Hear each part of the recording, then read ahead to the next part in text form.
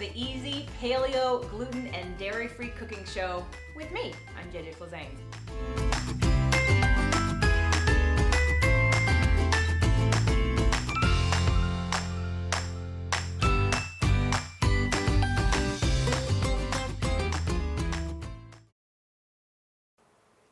Eating right and exercising and still not getting the results you want? Did you know there are 7 factors that create weight loss resistance? Come on over to fit2love.tv/quiz and take the quiz and find out what factor might be sabotaging you. Today's show, homemade almond milk. It's so simple, it's so easy, and it is so freaking delicious. You're gonna wanna make this all the time. So why homemade almond milk? Well, I don't know about you, but I've tried regular almond milk out of a container, and it has preservatives in it, and it has sort of a metally taste. I don't really see myself drinking like a whole glass of this. But when I started making homemade almond milk, there are 2 ingredients, well 3. There are 3 ingredients in your homemade almond milk. You're gonna have the most decadent tasting almond milk that you can use in your coffee, you can use in your cereal, you can use in your, if you're eating cereal, or in whatever you're baking or cooking, or just as a treat, really as dessert. It's that good.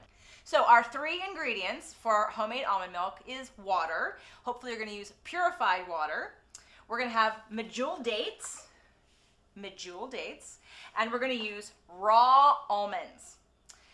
So we're gonna take about a cup of almonds, and we're gonna add it to a jar. Now with almond milk, because it's the fresh kind without preservatives, it's not gonna last very long. You have about 4 to 5 days max. So you don't wanna make a whole bunch of it.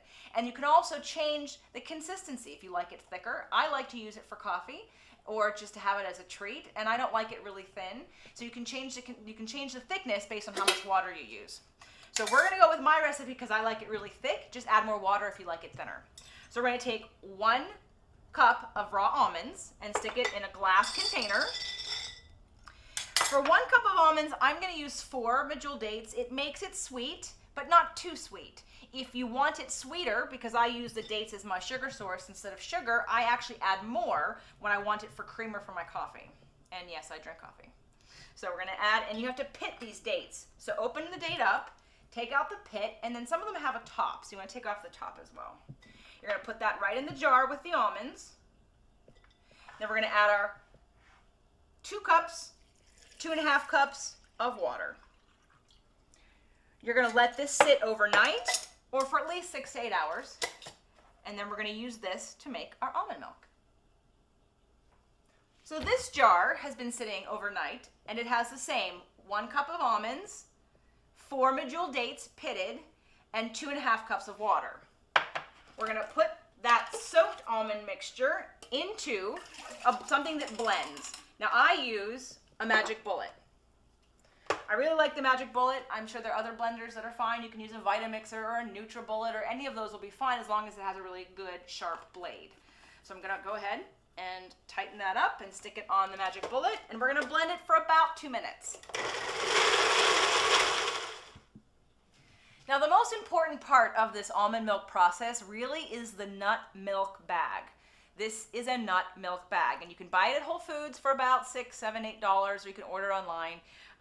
It's also very useful for making cauliflower pizza. I made zucchini bread recently, and I need to take some of the water out of the zucchini. So this is like cheesecloth, but even finer. So go ahead and invest in a nut milk bag. I tried it in all different ways, and it just didn't work.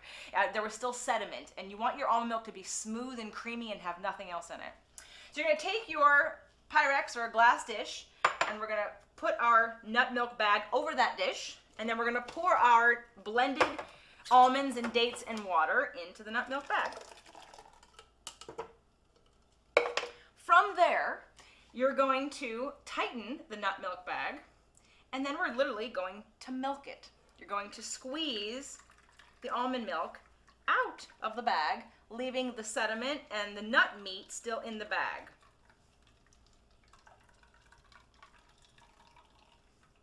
Once you're done squeezing all of the milk out of your almond meat from the nut milk bag, you're going to take it and pour it into your glass container. You can use the one you just used to soak it overnight and store it in your refrigerator. Again, you want to make sure that you finish this within 4 to 5 days. Just smell it. You'll be able to tell when it goes bad. Now we have the issue of what do we do with all of this? Well, we don't want to waste it. Well, I don't want to waste it. The first time I ever did this, I did waste it and I felt really badly about it.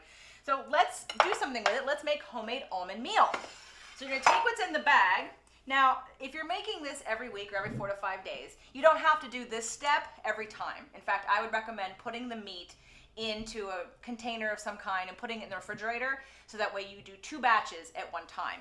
So you're going to take the meat out of the bag and spread it onto some kind of cooking sheet. I use stone, but I also have metal. You're going to spread it out, and then we're going to put it in the oven at about 200 degrees for about an hour and a half.